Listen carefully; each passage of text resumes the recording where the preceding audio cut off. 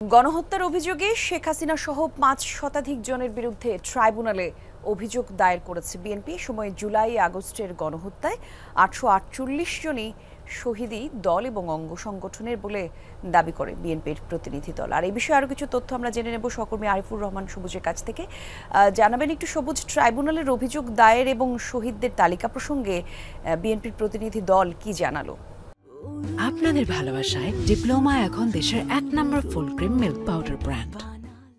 বিএনপির একটি তথ্য সংগ্রহ সেল ছিল গুম খুন এবং এই গণহত্যার ঘটনায়, এবং এই টিম দীর্ঘদিন ধরে কাজ করেছে সারা দেশে মাঠ পর্যায়ে, এবং কারা কারা এই ঘটনায় অর্থাৎ জুলাই আগস্টের ঘটনায় শহীদ হয়েছেন, নিহত হয়েছেন তাদের একটি তালিকা প্রণয়নের কমিটি হয়েছিল। এই কমিটি তথ্য অনুসন্ধান করে মূলত এই তালিকাটি তৈরি করে সেখানে তারা ৮৪৮ জনের তালিকার কথা বলছে, যেখানে মূলত ৫২৪ জন বিএনপির এবং বিএনপির যে অঙ্গ সংগঠন রয়েছে ছাত্রদল, স্বেচ্ছাসেবক দল সহ অন্যান্য যে অঙ্গ সংগঠনগুলো রয়েছে সেই অঙ্গ সংগঠনগুলোর নেতাকর্মী, এবং বাকি যারা রয়েছে অর্থাৎ ৫২৪ থেকে ৮৪৮ পর্যন্ত যেই সংখ্যাটি রয়েছে সেই সংখ্যাটি মূলত বিএনপির কর্মী সমর্থক।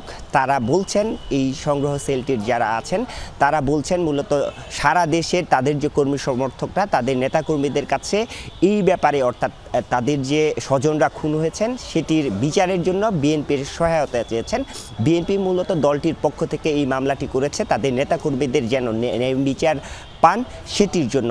এর আগে মূলত গুম খুন অর্থাৎ আওয়ামী লীগ সরকার আসার পর থেকে বিগত ১৬ বছর ধরে গুম খুনের ঘটনায় আরেকটি অভিযোগ দায়ের করেছিল। এটি বিএনপির পক্ষ থেকে দলের পক্ষ থেকে দ্বিতীয় অভিযোগ। এর আগে যে অভিযোগটি দায়ের করা হয়েছিল মূলত ১৬ বছর ধরে গুম খুন এবং নির্যাতনের যে ঘটনাগুলো ঘটেছে সেটির একটি তালিকা তৈরি করা হয়েছিল। সেখানে ২২৭৬ জনের একটি তালিকা দেওয়া হয়েছে, যেই তালিকার মধ্যে ১৫৩ জন বিএনপি নেতাকর্মী গুম হয়েছিল বলে জানানো হয়েছে। এবং আজকের যে তালিকাটি দেওয়া হয়েছে সেখানে অভিযোগটি দায়ের করা হয়েছে, সেখানে অভিযুক্ত করা হয়েছে সাবেক প্রধানমন্ত্রী শেখ হাসিনা সহ প্রায় ৫০০-র অধিক জনকে।